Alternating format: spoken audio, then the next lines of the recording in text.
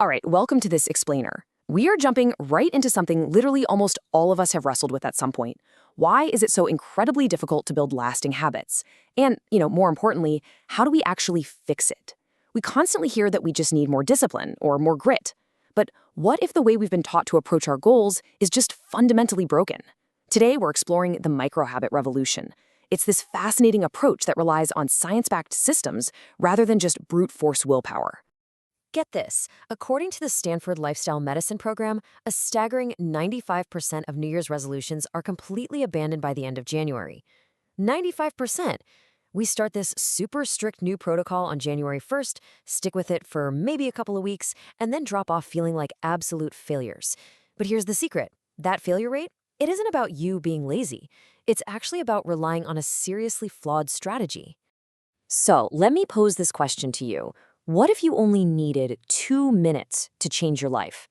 It sounds completely absurd, right? No way.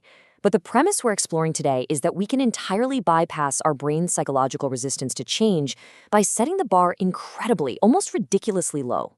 So here's our roadmap for today. First up, the willpower myth. Then, the 2-minute rule. After that, the science of stacking, followed by scaling up your habits, team microhabits, and finally, making it stick. All right, let's dive into part 1, the willpower myth.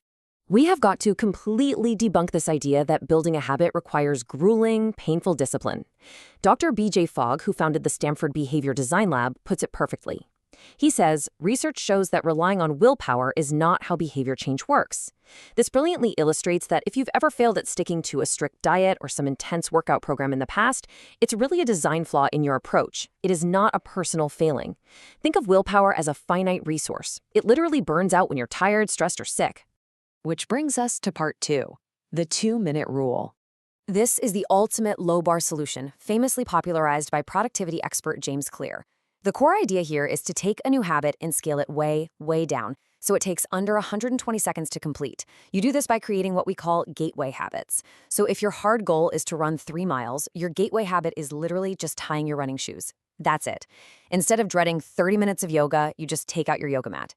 Instead of agonizing over some massive study session, you literally just open your notes. You're creating a situation where it's ridiculously easy to just show up. The absolutely crucial point here is this. You must standardize before you can optimize. You have to master the art of showing up. James Clear shares this incredible anecdote about a guy who lost over 100 pounds using this exact method. He went to the gym every single day, but he enforced this strict, almost comical rule on himself. He was not allowed to stay for more than 5 minutes.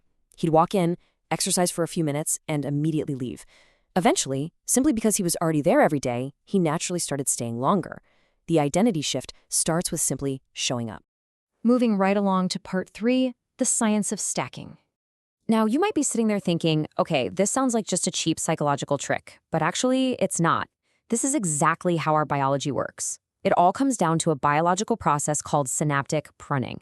This is essentially your brain's way of doing some housekeeping, eliminating unused neural connections while heavily reinforcing the ones you use frequently. Doing something consistently, even if it's literally just for 2 minutes, fundamentally rewires your brain's physical structure.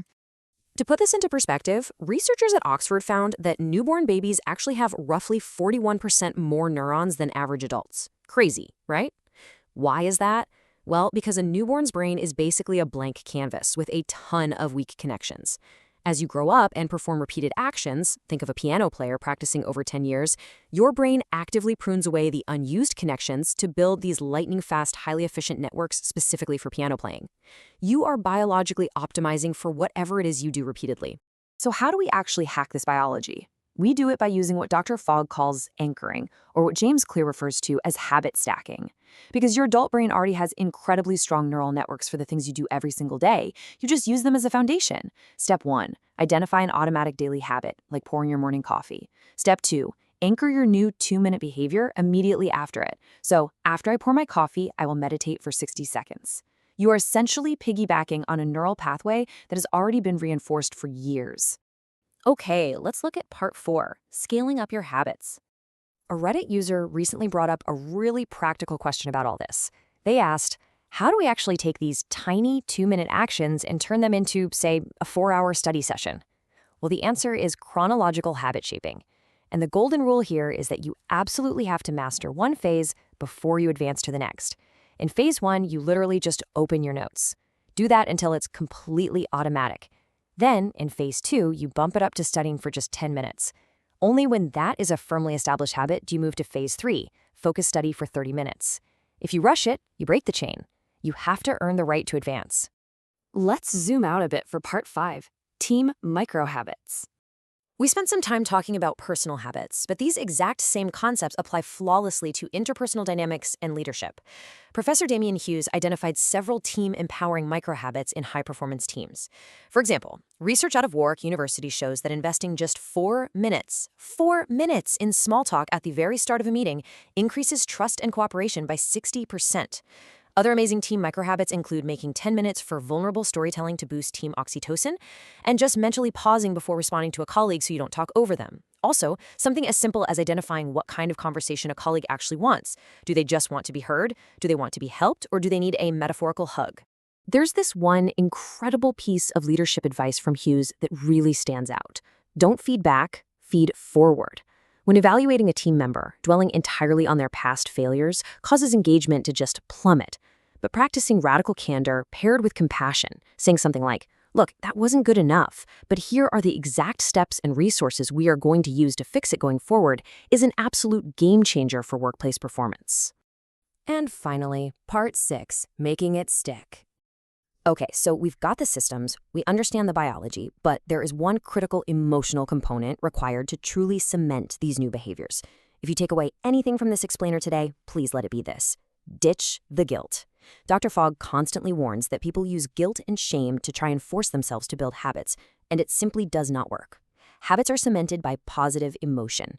You have to genuinely feel proud of yourself for just tying your running shoes or meditating for 60 seconds. Feeling successful at a really deep level accelerates habit formation far, far faster than that old, completely debunked myth that it takes 28 days to build a habit. Positive emotions physically wire the brain. And hey, pairing up with an accountability buddy to share a laugh makes the whole process even faster. Furthermore, it's vital to remember that one size definitely does not fit all. You have to pick a habit you actually enjoy doing. If you hate running, for the love of everything, do not make running your goal. Walk in nature instead. If you aren't a morning person, please don't set your alarm for 5 a.m. to go lift weights. Just work out after you clock out. A habit will only ever stick if it actually makes sense for your individual lifestyle. So, as we wrap up this explainer, I want to leave you with one final provocative question to think about. Think about your absolute biggest goal right now. Completely abandon the need for willpower and ask yourself, what absurdly simple 2-minute gateway habit will you start today? Thank you so much for joining me on this deep dive into the microhabit revolution. Now go out there, set the bar ridiculously low, and master the art of just showing up.